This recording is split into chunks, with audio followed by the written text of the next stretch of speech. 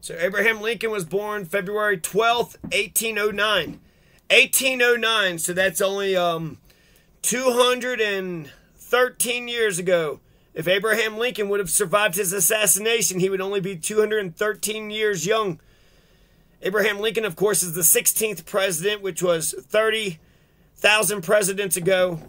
I'm sure Confederate fucks have a strong opinion of Chester A. Arthur and James Garfield and William McKinley.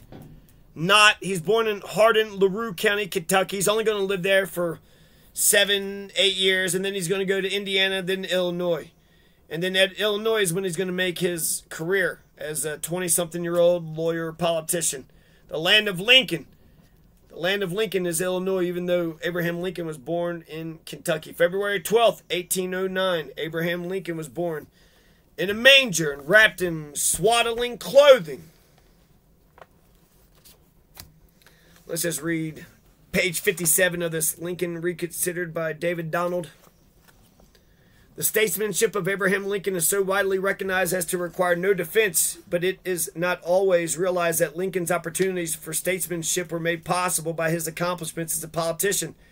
Perhaps it is too cynical to say that a statesman is a politician who succeeds in getting himself elected president. Still, but for his election in 1860, Lincoln's name would appear in our history books as that of a minor Illinois politician who unsuccessfully debated Stephen A. Douglas, and had the president been defeated in 1864, he would have been written off as one of the great failures of the American political system, a man who left his country, drifted into civil war, presided aimlessly over a graft-ridden administration, conducted an incompetent and ineffectual attempt to subjugate the southern states, and after 4 years was returned by the people to the obscurity that he so richly deserved. What? Lincoln's fame then was made possible by his success as a politician, yet in many of the techniques used by present-day political leaders, he was singularly ineffectual. He never succeeded in selling himself to the press, to the politicians, or to the people.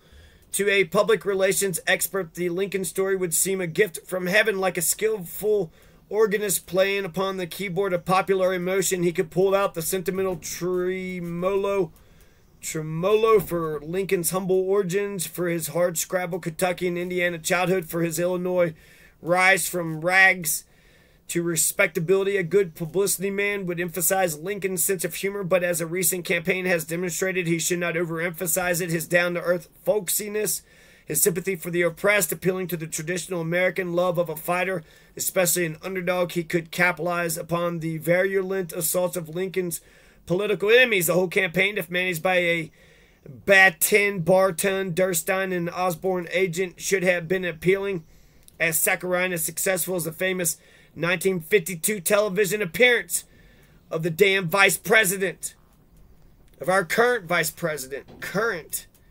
It's copywritten 1947. In Lincoln's case, however, astonishingly little use was made of these surefire appeals, and when they were used, they backfired. The president said that he was a man of humble origins. His opponents declared that as Southern poor white trash, he was still cowed by the slaveholders and afraid of vigorously prosecuting the war. Lincoln stressed his sense of humor, and even his supporters protested. I do wish Abraham would tell fewer dirty stories. Mrs. Lincoln regularly visited the wounded in Washington's hospitals, and hostile newspapers hinted that she was really passing along military secrets to the Confederates. Lincoln never succeeded in making his own case clear.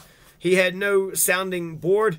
While congressmen orated in the Capitol, the president sat gagged in the White House. In the 1860s, convention had it that a president must pretend not to be a politician. After wire pulling for a lifetime to secure the nomination, the successful candidate must be surprised when a committee from his party officially notified him that he was the lucky man. In the campaign that followed, he was supposed to sit indifferently at home, pretending to be a Cincinnatus at the plow, while his fellow citizens, unsolicited, offered him the highest post in the land. And once in the executive mansion, he was to be muffled and dumb. Like most self-made men, Abraham Lincoln was very conventional. He never challenged the rules of the political game. A strict view of the properties prevented President Lincoln from going directly to the people. Although he had made his fame as a public speaker, he never once addressed the Congress in person, but following Jefferson's example, submitted written messages that dreary clerks droned out to apathetic legislators. Rarely after 1861 did Lincoln make any speeches or public pronouncements. In my present position, he told a Maryland crowd In 1862, it's hardly proper for me to make speeches. Later, as a candidate for re-election, Lincoln still further limited his utterances. I do not really think, he said in June 1864, it's proper in my position for me to make a political speech. I believe it is not customary for one holding the office and being a candidate for re-election to do so during the 4 years of Civil War. The people could hear every strident and raucous voice in America, but not the voice of their president. That the president's... All right, that's enough. This criticism. Where are you going with all this, you motherfucker? You motherfucker! Zealous anti-slavery men were often outspokenly critical of the president, but Lincoln was not in the constant conflict with the radical members of his own party. All right.